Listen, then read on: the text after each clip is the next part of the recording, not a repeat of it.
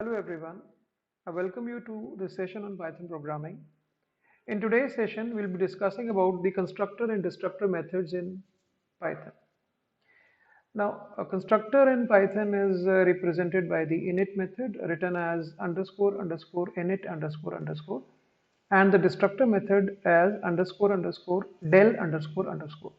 Apart from that, we'll do a few programs for practice so that we understand the concept of constructors and destructors. So let me just begin today's session by opening up a code for you guys, which would make you understand what a constructor in Python is. So I've taken up a class xyz with two attributes, name and age, initialized as name as blank and age as 0.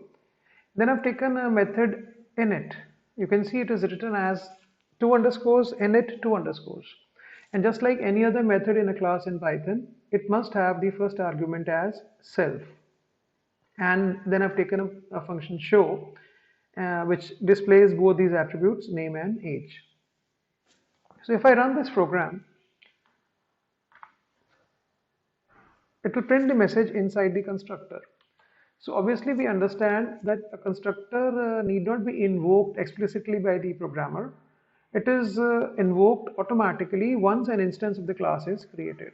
That means once we create an object of this class xyz, the control automatically transfers to this init method, and within it the message inside the constructor is printed, and also the attributes name and age are assigned the values Ajay and 45 respectively.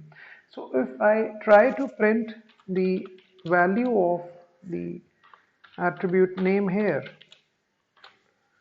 so this I'm doing after the instance of the class has been created. So obviously it is going to print the name for us. Similarly, if I just invoke this method show, then it will display both the attributes which have been assigned the values as Ajay and 45. So if this constructor function would not have been automatically invoked, the values would have been printed as name equal to space and age equal to 0. But since once you create an object of this class xyz ob1, then this method init is automatically called, and whatever the content in it is executed. So I'm going to run this code for you now, and you can see the output as inside the constructor, because you first go to the constructor, the values are initialized, and once you call show method, then these values are printed. Now let us take another example so that the concept of constructor is clear to you all. Let me pick up this program in which I calculate the area of a circle using the constructor approach. Now I've taken up a class circle, and I've taken up the init method to initialize an argument pi. Okay, so it is done here. The value of the pi, the attribute pi, would be initialized by the argument pi which I pass when I create an object of the class. So since this constructor is having one argument now, okay, so once the object is created, that argument should be passed here. Obviously if I just create the object like I've been doing previously, then it would be a mismatch, because I'm trying to invoke, I'm creating an instance of the class circle, I'm not passing anything. So this object creation would be looking for a default constructor or a init method with no arguments in it, and if it does not find it, it will return an error, as you can see here. Okay, so to make it work, you need to pass the argument here, which is then provided to pi. Okay, and then it is assigned to the attribute pi here. So if I run this code now like this, once I create an instance, the constructor is invoked, and if I try to print the value of pi then through the object ob1, it will be printed as 3.142, as you can see in this output. Okay, then further, if I need to print the area of the circle, then obviously I take up one method area with an argument rad, which stands for radius, and then self.pi star radius would give you the area of the circle. So what I can do is I can just input the value of r here, with the input statement, and obviously choosing an automatic data type at runtime with the eval function. And if I run this program now, and if I provide the value of the radius as 10, the answer is in front of you. So this is how we see the working of the constructor, which is a very effective approach in modular programming, because we can see that all our variables of the class, the attributes of class could be initialized here in this init, and we can have different modules for calculating different things. Like for in this class circle, we have this init method to initialize the value of pi and the area method to calculate the area of the circle. Let us now discuss what is a destructor.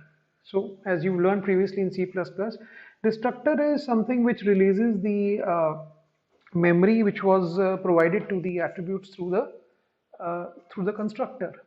So to understand the concept of destructors in Python, let me open up a code for you. Now there is a del method in Python, as I discussed with you. Similarly, it is written similar to the init method as underscore underscore del underscore underscore. So I've taken up a class demo underscore destructor, in which there is a constructor, the init method, and there is a destructor, the del method. So once the constructor is invoked, it will print the message inside the constructor. And once the destructor is invoked, it will print the message. Destructor now cleans up all memory accessed by this class. But it is very important to understand that destructor is invoked only when all the reference to the object has been removed. Okay, so let's take up this example in which I first construct an object ob1 of the class demo underscore destructor. Then I create another object ob2 by copying its reference from ob1, and ob3 also from copying its reference from ob1. So if I try to print the ID of all these ob1, that is the memory reference of all these objects, it would be the same since they are similar. Okay, and then in this example, I'm going to delete ob1, the reference ob1. But once I've done it, ob1 has been deleted. ob2 and ob3 are still holding up that memory. So this destructor function del won't be invoked unless and until I remove all the references, that is ob2, ob3 and ob1. So let me just first run this code for you. So as you see, only the constructor has been invoked. It says inside the constructor, and then IDs of all the objects is displayed. Fine. Then I delete ob1. So this destructor has not been invoked. So to invoke it, I need to delete. Say if I write here del ob2, even then the destructor won't be invoked because a reference is still there. That reference is ob3. So let me now try to delete ob3 for you. Okay, if I write this, now you can see that all the memory has been cleaned up. So you can see the message destructor now cleans up all the memory access by this class. So remember the difference, that the constructor or the init method is invoked automatically as soon as you create the first instance of the class, but the destructor, that is the underscore underscore del underscore underscore method in Python, would be working, would be activated only when all the reference to the objects have been removed. So this was all in today's session about constructors and destructors. In my next session, I'll be discussing more on classes and objects. Thank you.